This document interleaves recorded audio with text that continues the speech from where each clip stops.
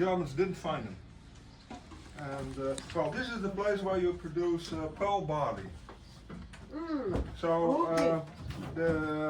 there's a stone. It's made of sandstone. It's called peakstone, which turns at a distance of 11 millimeters, which is 1.5 times the length of a barley grain. And the sandstone grinds more or less the barley. The product which you won't need falls on the floor. We call it the dust.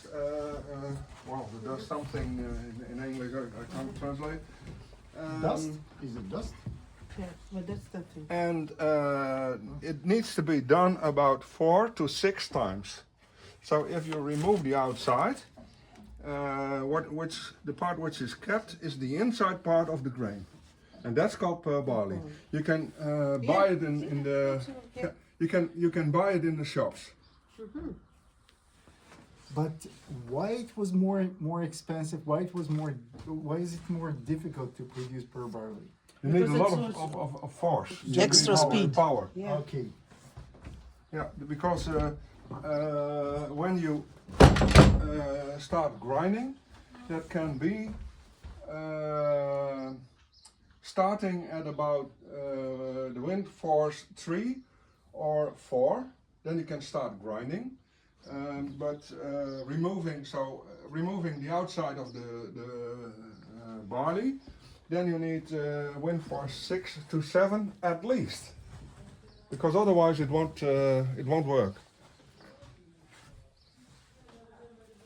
And you always work with 2 stones, because this is the one where you start with, and next you go to the other stone and you do the same process.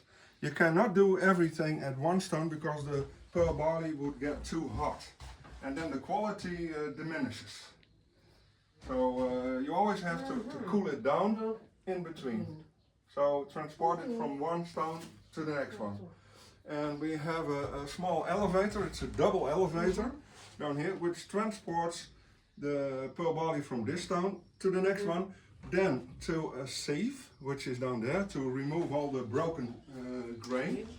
And you can also put a kind of a board on the outside to make it fall down to the floor below. There's a winnower. The winnower blows through the falling grain and removes the dust and everything you won't need. And then what is left is the pearl barley.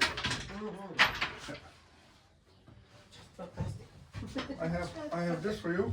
It's in Dutch, but maybe with Google Translate you can translate parts of it. Oh, maar ik spreek Duits al. Okay. The blue part is the turning part. The yellow is the pearl barley part. So this is the husking for removing the pearl barley.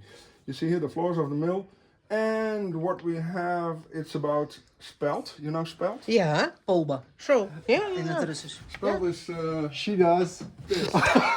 I don't. this is Ja, moet je spelt. вкусненько. Oh yes, I am. Spelt. And this is linseed. This is oats. This is barley. And this is the barley we use for. This is used for making beer. This is used for making pearl barley. What's So the that's difference? that's the best kind of barley, right? Depending on what you want to make of it. And these are all kinds of wheat. And this comes from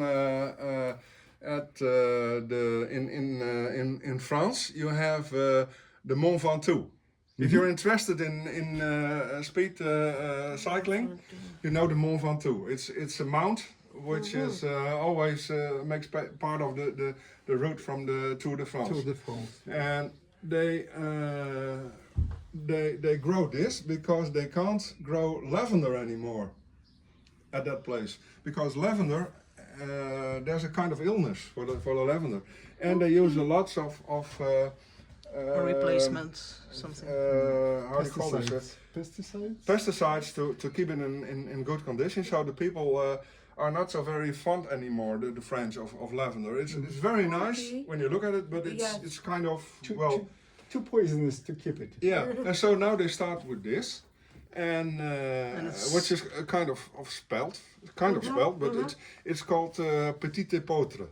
Petite épeautre? Épeautre, you call it. Okay. They say épeautre, but that's what they told me. But in Canada it will be épeautre. So that's what they eat a lot now. If you go to a restaurant in that region, you will certainly have that at your dish. Oh, And in our Gatineau, in our city, Yeah. they provide the bread of épeautre Aha. Okay. and spelt. And Yeah.